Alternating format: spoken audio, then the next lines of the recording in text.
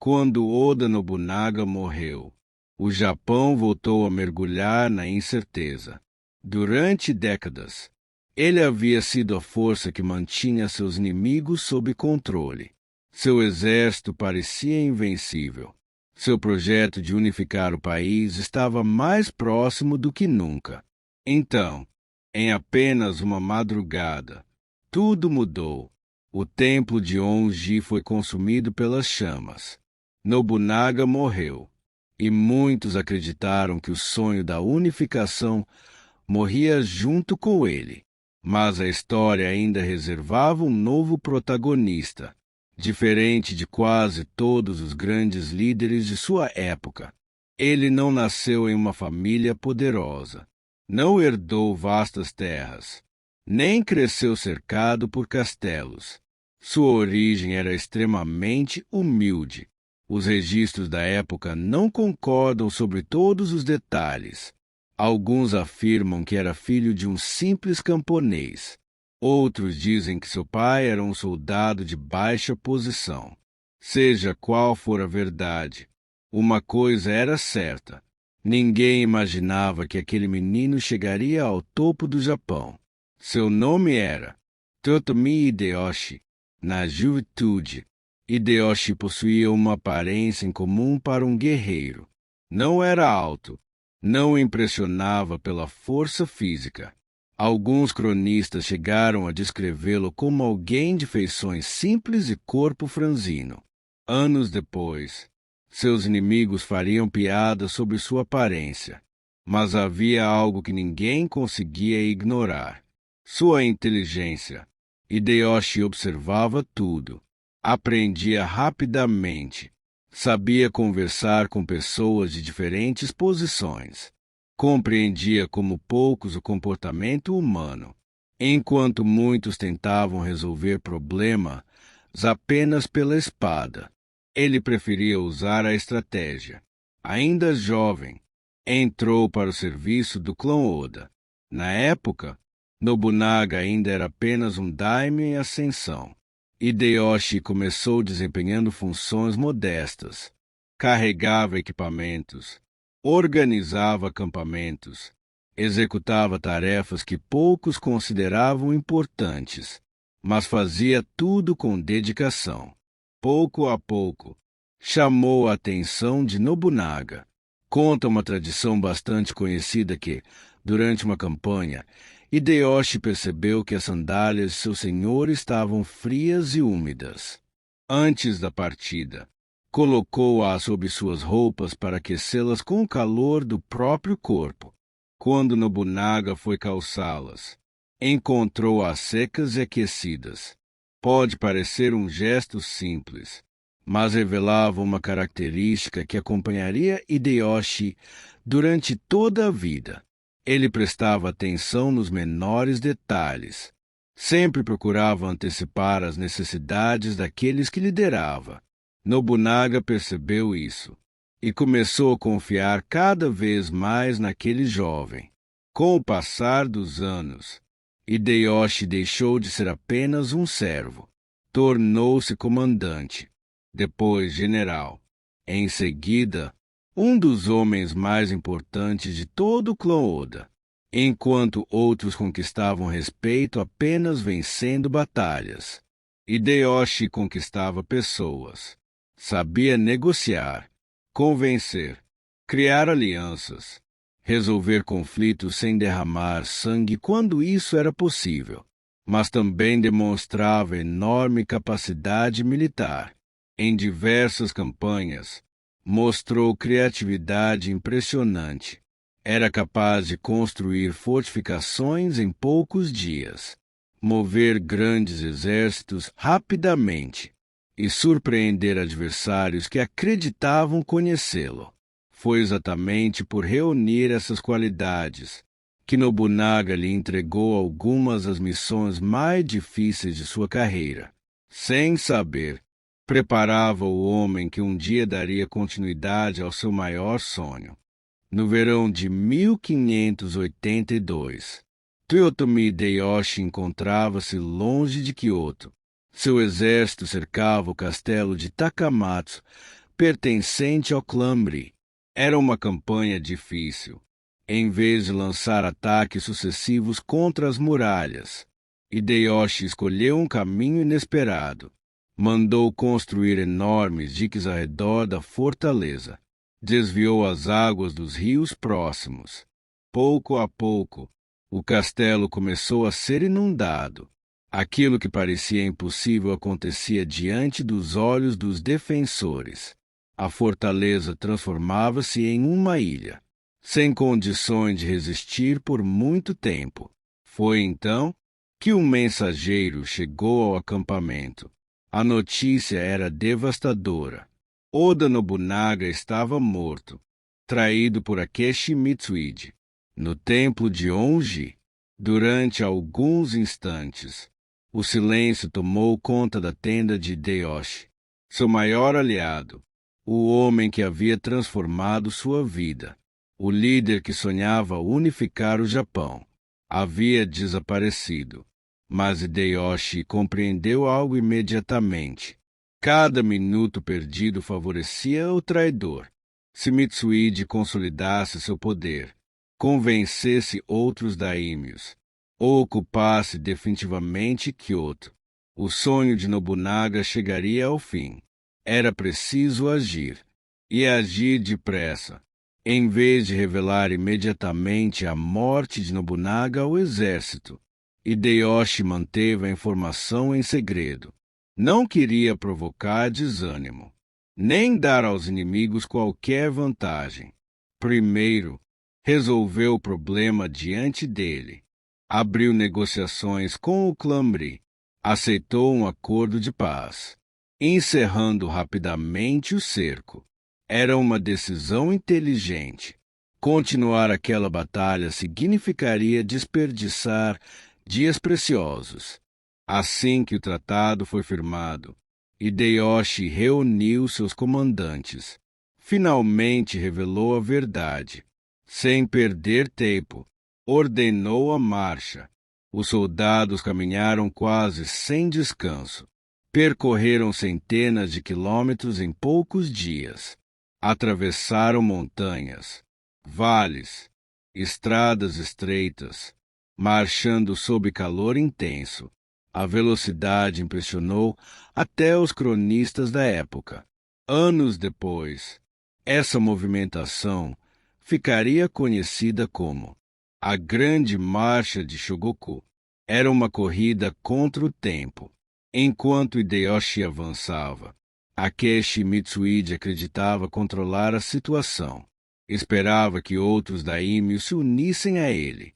Mas isso não aconteceu. Muitos ainda aguardavam para descobrir quem realmente sairia vencedor daquela crise. Quando receberam a notícia de que Hideyoshi já se aproximava, ficaram completamente surpresos. Ninguém imaginava que um exército pudesse atravessar tamanha distância em tão pouco tempo. Mitsuhide compreendeu tarde demais. A batalha seria inevitável. Os dois exércitos encontrarão-se nas proximidades de Kyoto, em um lugar chamado Yamazaki. Ali, não seria decidido apenas o destino de um homem, mas também o futuro da unificação do Japão. A Batalha de Yamazaki aconteceu em 2 de julho de 1582.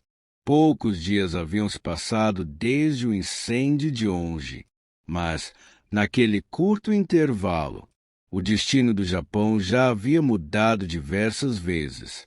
De um lado, estava Akechi Mitsuhide, o homem que acreditava ter eliminado seu maior obstáculo. Do outro, Totomi Hideyoshi, que marchara sem descanso para impedir que a traição fosse recompensada. Os dois exércitos encontrarão-se próximo ao rio Emiji. O terreno era estreito, cercado por colinas. Não havia muito espaço para grandes manobras. A batalha precisaria ser decidida rapidamente. Mitsuhide sabia que o tempo trabalhava contra ele. Ainda esperava que outros daimyos chegassem para ajudá-lo, mas quase ninguém respondeu ao seu chamado. Muitos desconfiavam do homem que havia traído o próprio Senhor. Outros preferiram esperar para ver quem sairia vencedor. Hideyoshi percebeu essa hesitação e decidiu atacar antes que qualquer reforço pudesse aparecer. Logo nas primeiras horas do combate, seus soldados avançaram com força. A experiência adquirida durante anos lutando ao lado de Nobunaga fazia diferença. Os oficiais conheciam perfeitamente a maneira de combater do exército Oda. A disciplina era mantida. As ordens eram executadas rapidamente. Pouco a pouco, as linhas de Mitsuide começaram a recuar. Mesmo tentando reorganizar seus homens, o traidor já não conseguia controlar o campo de batalha. Quando percebeu que a derrota era inevitável, ordenou a retirada. Mas fugir não significava escapar. Durante a noite, enquanto tentava alcançar o lugar seguro, Mitsuide passou por pequenas aldeias. Sua identidade acabou sendo descoberta. Segundo os relatos tradicionais, camponeses armados com lanças improvisadas cercaram o grupo. Algumas versões afirmam que ele morreu lutando. Outras dizem que preferiu tirar a própria vida antes de ser capturado. Independentemente da forma exata, sua história chegou ao fim. 13 dias. Foi esse o tempo entre a morte de Nobunaga e a queda de Akechi Mitsuide. Por isso, até hoje, no Japão, existe uma expressão popular para definir um sucesso extremamente curto: durar 13 dias. Com a morte do traidor, Hideyoshi tornou-se o homem mais influente entre os antigos generais de Nobunaga. Mas isso não significava que todos aceitariam sua liderança. Muito pelo contrário. Diversos comandantes importantes acreditavam possuir mais direito ao comando. Alguns pertenciam a famílias muito mais antigas. Outros possuíam sangue nobre. Hideyoshi não tinha nenhuma dessas vantagens. Sua origem humilde ainda despertava preconceito. Para muitos, era inadmissível que um antigo servo liderasse os grandes clãs do Japão. A próxima batalha, portanto, não seria contra o inimigo externo. Seria contra antigos aliados, homens que haviam lutado ao lado de Nobunaga e que agora disputavam sua herança.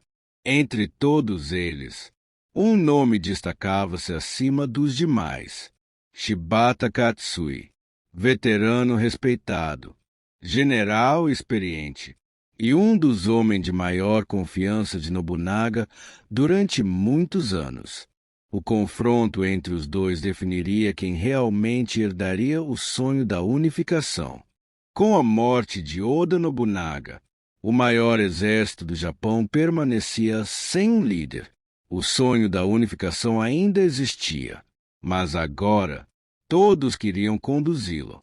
Entre os principais generais do antigo clã Oda, nenhum aceitava facilmente a ideia de obedecer a Toyotomi Hideyoshi. Afinal, quem era aquele homem? Não pertencia a uma família tradicional. Não descendia de antigos daímios. Não possuía sangue nobre. Era apenas um antigo servo que, graças ao talento, havia conquistado a confiança de Nobunaga. Para muitos, isso jamais seria suficiente. Logo após derrotar Akechi Mitsuide, Hideyoshi convocou uma reunião com os principais líderes do clã Oda. O encontro ficou conhecido como a Conferência de Kyozu. Ali, precisavam decidir quem seria o sucessor político de Nobunaga. A discussão foi intensa. Alguns defendiam um dos filhos de Nobunaga. Outros apoiavam diferentes membros da família. Mas Hideyoshi demonstrou toda a habilidade política que desenvolvera ao longo dos anos. Em vez de tentar assumir o comando diretamente, propôs algo inesperado. O herdeiro deveria ser o neto de Nobunaga, uma criança, ainda incapaz de governar. À primeira vista, parecia uma escolha conciliadora, mas, na prática, quem administraria o governo durante a infância do menino? Os próprios generais. E nenhum deles possuía tanta influência naquele momento quanto Hideyoshi. Sem levantar a espada, ele conquistava uma enorme vantagem. Nem todos aceitaram essa decisão. O principal opositor era Shibata Katsui, veterano respeitado, homem de confiança de Nobunaga durante décadas. Experiente em inúmeras campanhas, Katsui acreditava que Hideyoshi estava manipulando toda a situação. A tensão aumentou rapidamente. Os antigos aliados transformaram-se em adversários. Pouco tempo depois, os dois exércitos entraram em guerra. O confronto decisivo aconteceu em Suzugatake. No início, as forças de Katsui conseguiram avanços importantes, mas Hideyoshi voltou a demonstrar uma característica que começava a marcar sua carreira: a velocidade. Assim que recebeu notícias do combate, marchou rapidamente para reforçar seus homens. Percorreu enormes distâncias em tempo recorde. Quando chegou ao campo de batalha, mudou completamente o rumo da luta. Seus soldados avançaram. As linhas inimigas começaram a ceder. A resistência de Katsui desmoronou. Sem possibilidade de escapar, o velho general retirou-se para seu castelo. Ali, seguindo a tradição samurai, cometeu seppuku. Sua morte marcou o fim da última grande resistência interna dentro do antigo Clooda. Depois daquela vitória, poucos ainda duvidavam da capacidade de Hideyoshi. Mas havia outro detalhe importante. Ele compreendia que vencer batalhas não bastava. Era necessário conquistar aliados. Durante os anos seguintes, Hideyoshi distribuiu terras, recompensou generais, firmou casamentos políticos, negociou acordos. Em muitos casos, preferia convencer um adversário a mudar de lado do que destruí-lo em combate. Pouco a pouco, sua influência espalhava-se por todo o Japão. Ainda existiam inimigos, mas agora, cada vez mais daimyos compreendiam que resistir talvez não fosse a melhor escolha. Hideyoshi aproximava-se do objetivo que um dia pertencera a Nobunaga. A unificação estava mais perto do que nunca, mas um último grande obstáculo permanecia diante dele. Um dos clãs mais poderosos de todo o arquipélago, o clã HJ, senhores das vastas terras do leste, protegidos por uma fortaleza considerada praticamente impossível de conquistar, o famoso Castelo de Odawara. No final da década de 1580, poucos senhores da guerra ainda tinham coragem de enfrentar Toyotomi Hideyoshi. A maioria já havia aceitado sua autoridade, alguns por convicção, outros porque compreenderam que resistir significava caminhar para a derrota. Mesmo assim, ainda existia um poderoso obstáculo: o clã HJ. Durante gerações, os HJ dominaram a região de Kan, governavam vastos territórios, possuíam enormes recursos e controlavam uma das fortalezas mais impressionantes do Japão, o Castelo de Odawara. Suas muralhas eram protegidas por montanhas, rios e sucessivas linhas de defesa. Diversos comandantes acreditavam que a fortaleza jamais poderia ser conquistada. Atacá-la diretamente significaria perder milhares de homens. Hideyoshi conhecia esse risco. Por isso, mais uma vez, escolheu um caminho diferente.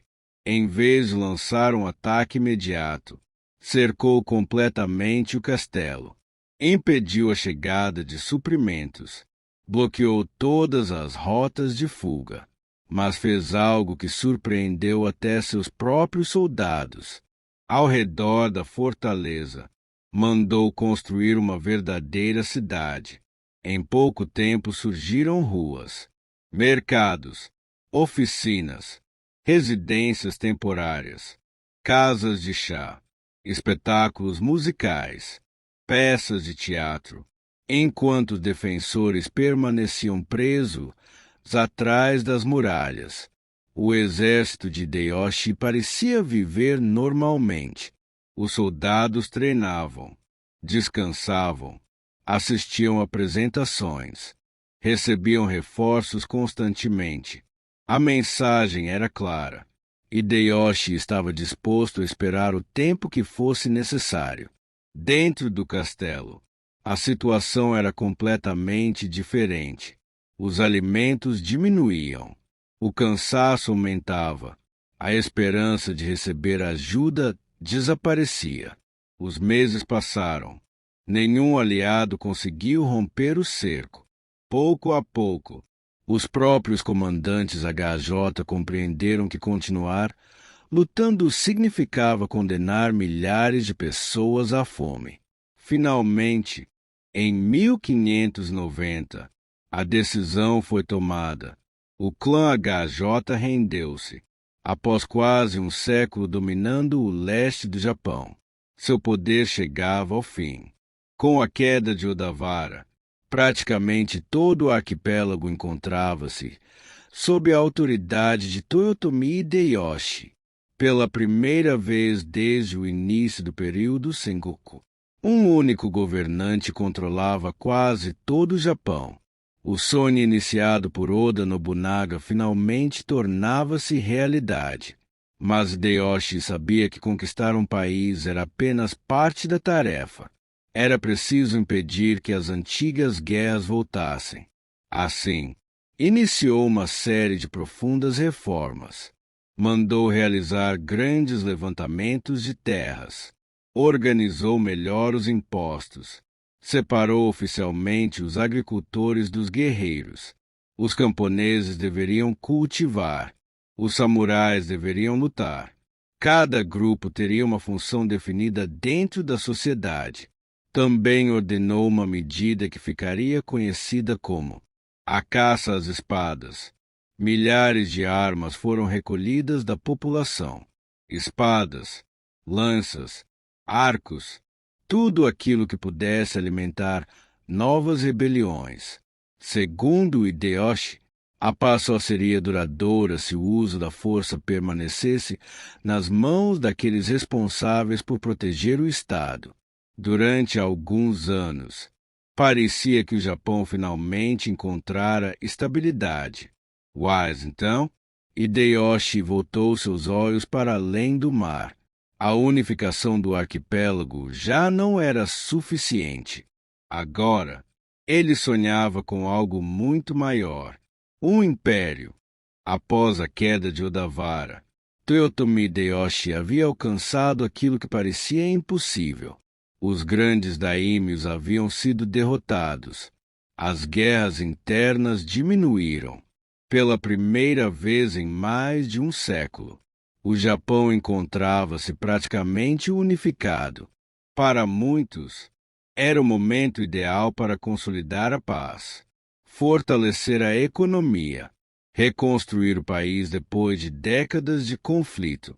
Mas Hideyoshi enxergava o futuro de outra maneira.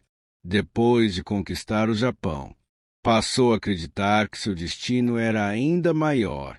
Segundo diversos cronistas da época, ele começou a falar sobre um projeto gigantesco. Primeiro, conquistar a Coreia. Depois, avançar sobre a China da poderosa dinastia Ming. Alguns relatos afirmam que imaginava criar um império que dominaria toda a Ásia Oriental.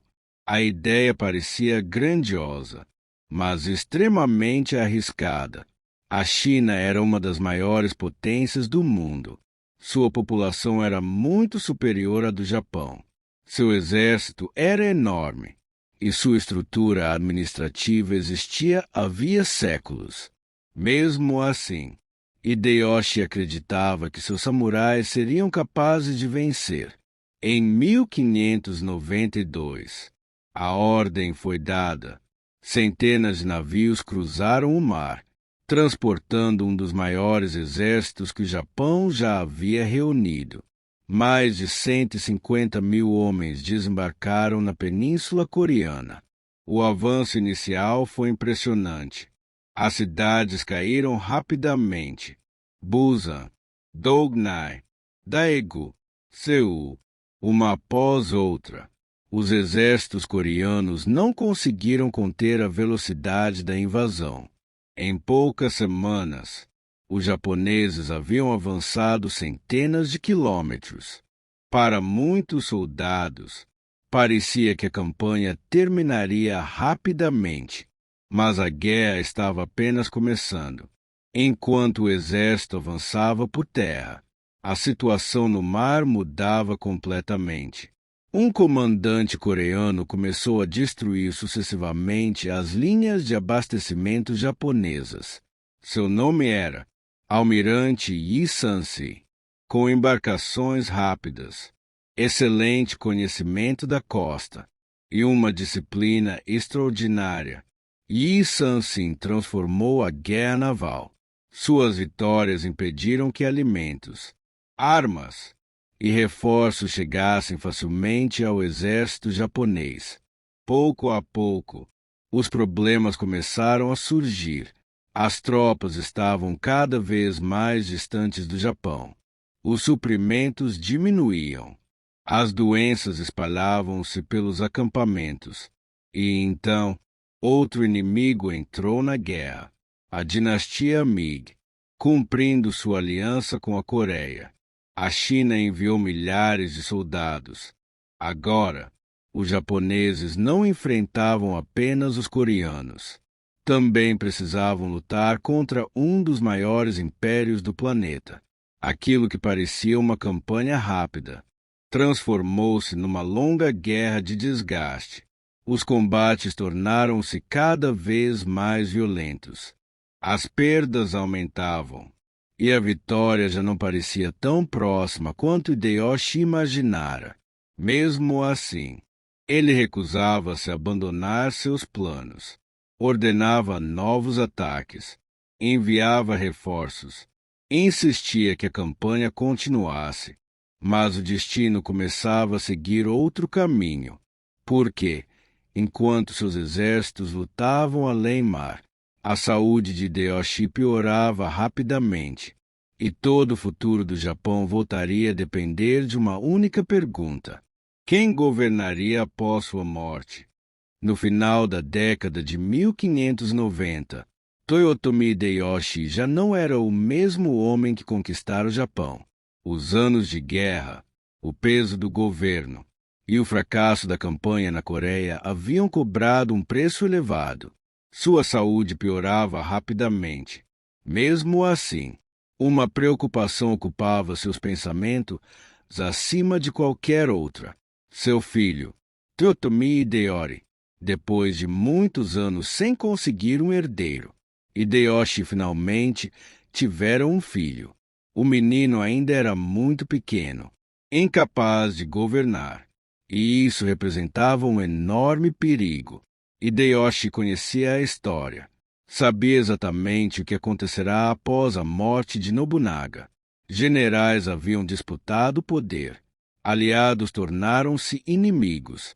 Novas guerras quase destruíram tudo que havia sido construído. Ele não permitiria que aquilo acontecesse novamente. Ou, pelo menos, era o que esperava. Para proteger o filho, criou um sistema completamente novo. Escolheu os 5 homens mais poderosos do Japão. Cada um deles governava enormes territórios. Cada um comandava milhares de samurais.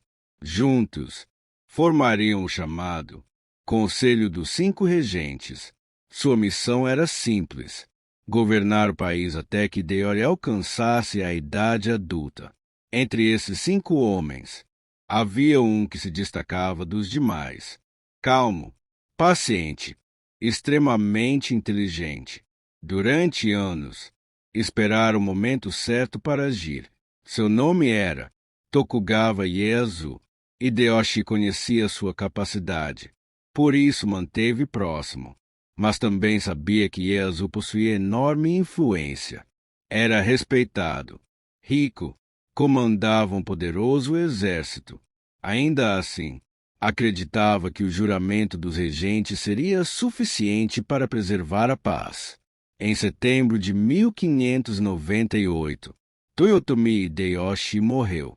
Segundo os relatos da época, sua última preocupação continuava sendo o futuro do filho. Com sua morte, a guerra na Coreia foi imediatamente encerrada. As tropas japonesas começaram a retornar ao arquipélago. Mas, dentro do Japão, outro conflito começava silenciosamente. Sem Hideyoshi, já não existia uma autoridade forte capaz de controlar os grandes daímios. Pouco a pouco, os regentes passaram a desconfiar uns dos outros. Velhas rivalidades reapareceram. Alianças começaram a ser formadas. No centro de todas elas estava Tokugawa Ieyasu. Diferente de muitos líderes impulsivos de sua época, Ieyasu jamais tinha pressa. Preferia esperar, observar, deixar que seus adversários cometessem erros. Enquanto os outros discutiam, ele fortalecia discretamente sua posição, firmava alianças, conquistava apoio, preparava-se, sem levantar suspeitas. Os anos passavam e a tensão aumentava, até que, finalmente, o Japão voltou a dividir-se em dois grandes blocos. De um lado, os que defendiam a família Toyotomi. Do outro, os aliados de Tokugawa Ieyasu. Era apenas uma questão de tempo. O país caminhava novamente para a guerra. E essa batalha decidiria, de uma vez por todas, quem governaria o Japão pelos próximos séculos. Quando Toyotomi Hideyoshi nasceu, ninguém poderia imaginar o destino que o aguardava. Não descendia de uma família poderosa. Não herdou castelos, nem exércitos. Era apenas um jovem de origem humilde, em um Japão onde o nascimento normalmente definia toda a vida de uma pessoa. Mesmo assim, conquistou aquilo que parecia impossível. Sua inteligência chamou a atenção de Oda Nobunaga. Sua dedicação transformou um simples servo em um dos maiores generais do país. Sua habilidade política permitiu que sobrevivesse onde muitos guerreiros mais fortes fracassaram. Após a morte de Nobunaga, foi ele quem impediu que o sonho da unificação desaparecesse. Derrotou Akechi Mitsuhide, superou antigos aliados, submeteu os últimos grandes daímios e colocou fim a mais de um século de guerras internas. Durante seu governo, o Japão finalmente conheceu um período de estabilidade. Hideyoshi reorganizou o país, realizou levantamentos de terras, fortaleceu a administração, separou oficialmente agricultores e guerreiros, procurou impedir que novas guerras civis destruíssem aquilo que havia sido conquistado. Mas sua história também mostrou como até os maiores líderes podem ser vencidos pela própria ambição. Ao tentar expandir seu domínio para além do mar, iniciou uma guerra longa e desgastante na Coreia. Uma campanha que consumiu recursos, custou milhares de vidas e jamais alcançou os objetivos que ele imaginara. Quando morreu, deixou um Japão muito diferente daquele que encontrara décadas antes. As antigas guerras entre os grandes clãs praticamente haviam terminado. A unificação era uma realidade, mas a paz ainda era frágil. Seu filho era apenas uma criança, e os homens encarregados de protegê-lo logo começariam a disputar o poder. Entre todos eles, um destacava-se pela paciência, enquanto outros buscavam vitórias rápidas. Ele esperava, observava, planejava. Seu nome era Tokugawa Ieyasu. Seria ele quem transformaria a unificação conquistada por Nobunaga Hideyoshi em um governo duradouro. Um governo que permaneceria no poder por mais de 2 séculos e meio. Foi assim que 3 homens, com histórias completamente diferentes, mudaram para sempre o destino do Japão. Nobunaga abriu o caminho, Hideyoshi percorreu esse caminho, e Tokugawa construiria o futuro sobre ele. A história costuma lembrar Toyotomi Hideyoshi como o homem que unificou o Japão. Mas talvez seu maior feito tenha sido provar que a grandeza nem sempre nasce da origem. Sem sangue nobre, sem um sobrenome poderoso, sem herdar riquezas, ele alcançou o posto mais alto de seu tempo. Sua trajetória mostrou que inteligência, persistência e visão estratégica podiam mudar o destino de uma nação inteira. Ainda hoje, seu nome permanece entre os maiores líderes da história japonesa, não apenas como um conquistador, mas como o homem que transformou um arquipélago dividido em um único país.